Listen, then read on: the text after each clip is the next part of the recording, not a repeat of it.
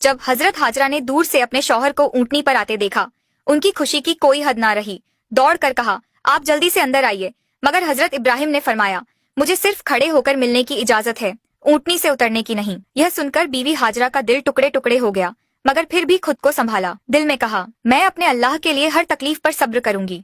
उस वक्त बीबी हाजरा की गोद में उनका 1 साल का दूध पीता बच्चा था। हजरत इब्राहिम ने फरमाया, अपना बेटा मुझे दे दो। बीवी हाजरा ने फौरन बच्चा पकड़ा दिया। हजरत इब्राहिम ने अपने बेटे इस्माइल को गोद में लिया, मोहब्बत भरी हसरत भरी निगाहों से उसे देखा। उस वक्त उनकी उम्र 87 साल थी। 40 साल की दुआओं के बाद यह बच्चा नसीब हुआ था, मगर मिला भी तो जुदा होना पड़ा।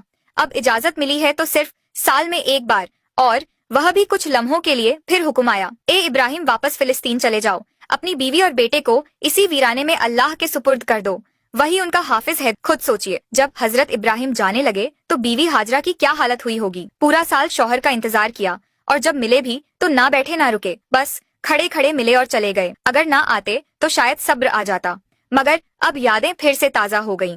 दिल में आग लग गई और आंखों से आंसू बहने लगे। वह खड़ी थी, उस वीरान वादी में अपने शौहर को जाते हुए देख रही थी। वक्त गुजरता गया। हजरत इब्राहिम फिलिस्तीन में और बीवी हाजरा अपने बेटे के साथ उसी वीरान इलाके में जिंदगी गुजार रही थी। यूं ही 7 साल बीत गए और हजरत इस्माइल 7 साल के हो गए। इन 7 सालों में हजरत इब्राहिम को दोबारा मक्का आने की इजाजत नहीं मिली। वो दिन रात अपनी बीवी और बेटे को याद करते, उनके लिए दुआएं करते। 7 साल बाद एक रात उन्होंने ख्वाब देखा। कोई कह रहा था, ए इब्राहिम, अपनी सबसे कीमती चीज अल्लाह के लिए कुर्बान कर दो। यह सुनकर वो घबरा कर उठे। अगली सुबह उन्होंने 100 बकरियां अल्लाह की खातिर कुर्बान कर दी। मगर दूसरी रात फिर वही ख्वाब आया, ए इब्राहिम, अपनी सबसे कीमती चीज अल्लाह के लिए कुर्बान कर दो। इस बार उन्होंने 100 ऊंट कुर्बान कर दिए।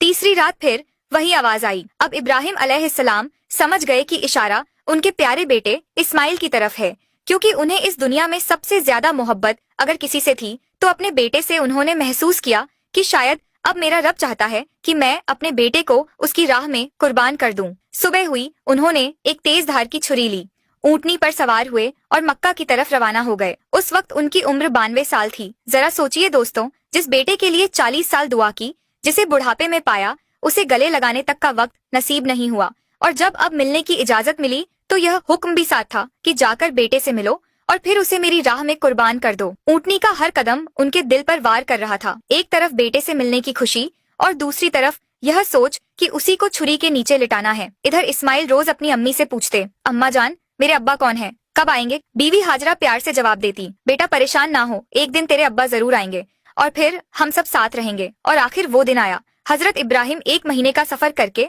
मक्का पहुँचे। बीवी हाजरा ने जैसे ही उन्हें देखा, खुशी से उनकी आंखें भर आईं। इस्माइल ने भी अपने अब्बा को पहली बार देखा और दौड़कर गले लग गए। इब्राहिम ने बीवी से कहा, मेरे बेटे को तैयार करो, मैं आज उसे बाहर घुमाने ले जाना चाहता हूँ। बीवी हाजरा बहुत खुश हो गई। कहाँ उन्हें मालूम था कि बेटे के नसीब में आज कुर्बानी लिखी है। उन्होंने जल्दी से बेटे को तैयार किया और फिर इब्राहिम उसे लेकर मीना की वादी की तरफ रवाना हुए। इस्माइल खुश थे, हंसते खेलते अपने अब्बा के साथ चल रहे थे। इब्राहिम कभी बेटे की मुस्कुराहट देखकर मुस्कुराते तो कभी आंखें भर आती कि मैं उसे कुर्बान करने जा रहा हूँ। रास्ते में शैतान एक जान पहचान वाले शख्स की सूरत में आया। उसने पूछा, ए इब्राहिम, कहाँ जा रहे हो? इब्राहिम ने कहा, एक काम से। उसने पूछा, क्या इस्माइल को जिबा करने जा रहे हो? इब्राहिम ने कहा,